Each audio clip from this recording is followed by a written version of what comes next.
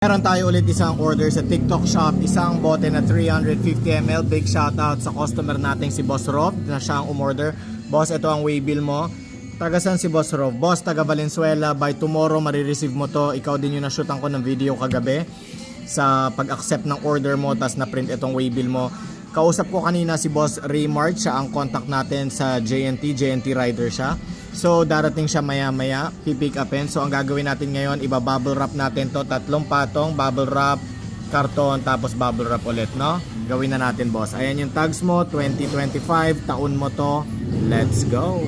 Boss Rob, ito na yung unang patong ng bubble wrap. So ito yung bote mo, 350 ml nakalagay dyan, Valenzuela City. Ayan, so patungan na natin ang pangalawang patong, yung karton, tapos bubble wrap ulit. Boss Rob, pangalawang patong, so bubble wrap sa loob, tapos ayan, karton na ulit ngayon, tapos ayan, nakalagay salamat po, no? So lalagyan ulit natin to ng bubble wrap, no? Bali 3 patong ang lahat. Boss Rob, ito na po yung order ninyo. So 3 patong, bubble wrap sa loob, karton, tapos bubble wrap. So makapal yan dito sa taas, makapal din yan sa puwetan. Para pag mapipick up to mamaya ni Boss Raymart, para kahit mapick up nila, wala na tayong control kasi doon sa magpapasapasahan sila sa warehouse eh. Ganun at ganun naman palagi ang nangyayari. Para kahit papaano, maliit ang chances nating mababasag ang item natin, no? Kasi wala na tayong control. So eto na siya, no? Boss, may papakita ko sa'yo. Yung in-order nyo, ito 250 ml to. Yung in-order nyo, 350 ml, ganyan kataas. Mas mataas siya ng konti kasi 250 ml yan, ito 350. No, wala na akong ibang bote ng ano. Para papakita ko to sa inyo, boss, ha. Yan ang item nyo, boss. So taasan mo lang ng konti ito kasi 250 to 350 ml, no? 4 kantos na bote. Ayan ang marireceive mo, boss. Hindi mo pwede mo matakpan. Ganyang kakapal yan, boss. Walang tipid-tipid yan. Packaging tape, karton, at saka bubble wrap.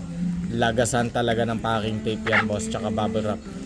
Kasi mas napapamahal ako, boss, pag tinipid ko tapos nabasag, tapos mapapahiya ako sa customer eh. No, tas sayang pa yung honey. Mas napapamahal ako doon, boss.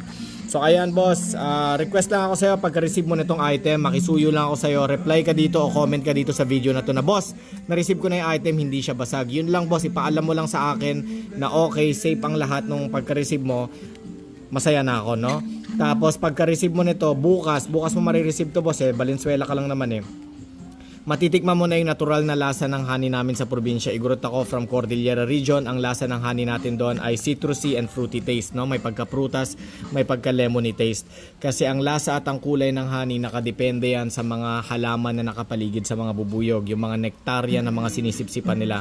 Kaya kada probinsya sa atin dito sa Pilipinas at kahit sa ibang bansa, magkakaiba ang kulay at ang lasa ng mga honey kasi magkakaiba ang mga halaman sa kada probinsya. For example, sa Ilocos region, magkakaiba ang halaman doon kumpara sa amin sa Cordillera. Ganun din siya Sierra Madre, ganun din sa Bicol, sa Quezon Province, sa Palawan, sa Visayas at Mindanao, no?